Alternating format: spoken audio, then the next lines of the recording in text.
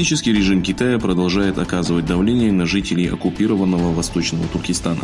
По сообщениям новостного канала «Франс-24», управление города Урумчи издало указ об установке в мечетях города оборудования, позволяющего сканировать лица. Специалисты и правозащитники утверждают, что установка сканеров является очередным способом увеличить давление на уйгуров и других мусульман, а также сократить посещаемость мечетей.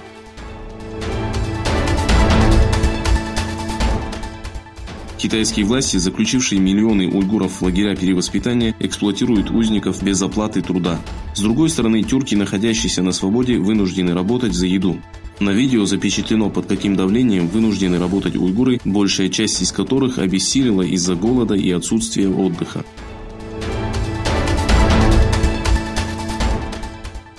В связи с торговой войной между Вашингтоном и Пекином, китайская экономика переживает тяжелые времена. За последние 4 месяца объем китайского экспорта заметно сократился. По сравнению с прошлым годом, торговля с США, приходящаяся на август 2019, сократилась на 17 миллиардов 300 миллионов долларов, составив 47 миллиардов 700 миллионов долларов.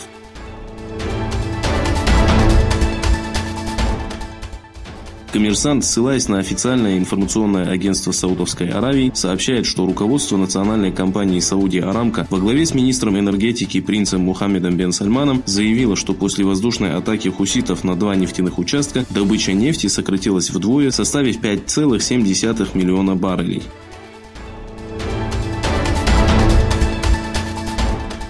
Премьер-министр Израиля Биньямин Нетаньяху пообещал, что в рамках плана решения палестино-израильского вопроса, предложенного Дональдом Трампом и названного им планом столетия, незаконные еврейские поселения, расположенные на западном берегу реки Иордан, будут присоединены к Израилю. Такое заявление Нетаньяху сделал во время встречи Кабинета министров, которая прошла в долине Иордан.